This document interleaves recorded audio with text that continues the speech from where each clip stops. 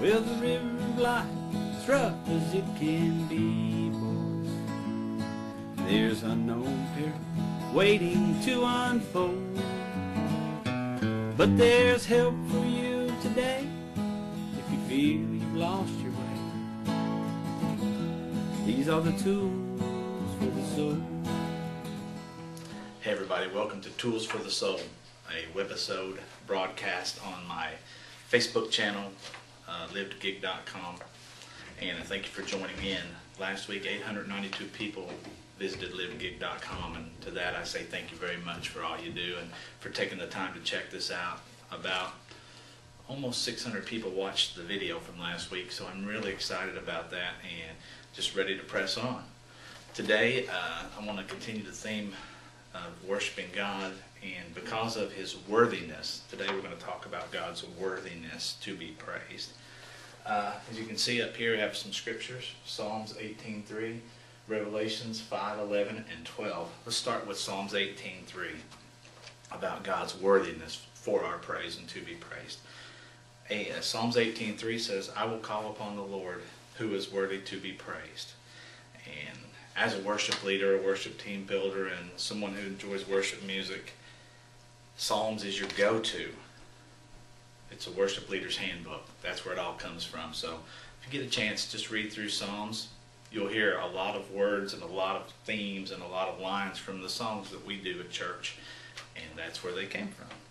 Now let's look at Revelations 5:11 and 12. It says, "Then I looked, and I heard the voice of many angels around the throne, the living creatures and the elders, and the number of them was 10,000 times 10,000, and thousands, saying with a loud voice, Worthy is the Lamb who was slain to receive power and riches and wisdom and strength and honor and glory and blessing." That's worthiness right there. There's no doubt about that. Let's take a look at maybe three aspects of the worthiness of worship. Let's start with for who God is to us. We worship Him.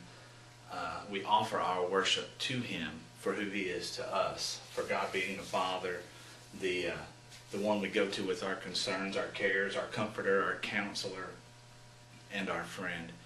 Now let's go for number two. For what God has done for us, we give Him our praise. So, not just for saving us from an eternity of torment, but the things He does day in and day out, we give Him praise for that. That's number two.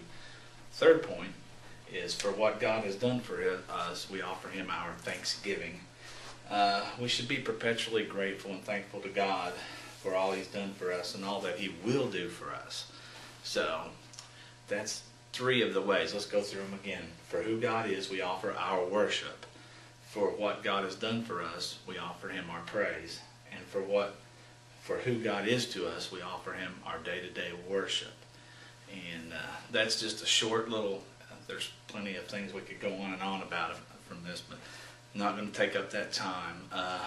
So in closing of this, if you're away from God and if you're feeling a disconnect from Him, the best way to do that is to get back to Him is through worship. Hey everybody, welcome back. I got things changed around here. I'm going to sing my favorite song written by a guy named Matt Redman, who is an incredible worship leader. I like to say he's a friend of mine, but he has no idea who I am. But I like what he does and who he is and his witness. This is called The Heart of Worship.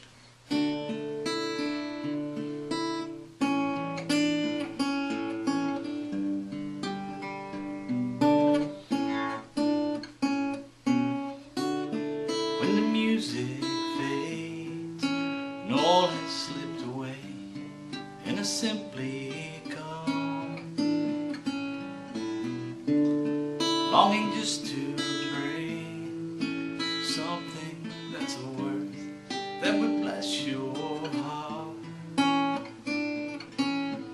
I'll bring you more than a song, for a song in itself is not what you have required.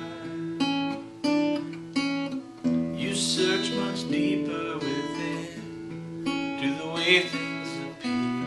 You're looking into my heart. I'm coming coming back to the heart of worship, and it's all about you. It's all about you, Jesus. I'm sorry, Lord, for this thing that I made it. When it's all about you, it's all about you, Jesus.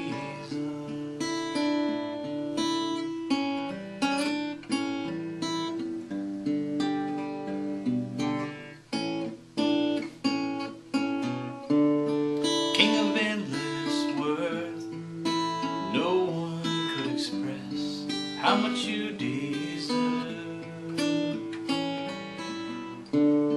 Though I'm weak and poor, all I have is yours, every single breath. I'll bring you more than a song, for a song in itself is not what you have required. You search much deeper within, through the way things appear. You're looking into my heart. I'm coming back to the heart of worship, and it's all about you. It's all about you, Jesus. I'm sorry, Lord, for this thing that I made it.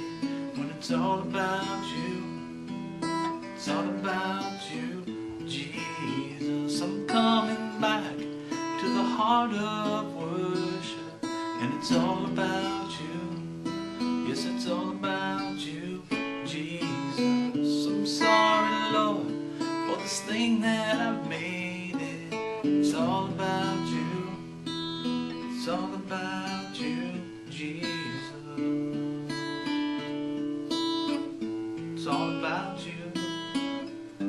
It's all about you, yeah. And I'm coming back to the heart of worship. That concludes episode 2 of Tools for the Soul, and I hope you've enjoyed it. And we'll see you next week back here on LiveToGig.com on Facebook. God bless you. Well, the river of life is rough as it can be, boys. There's unknown peril waiting to unfold, but there's help for you today if you feel you've lost your way. These are the tools for the soul.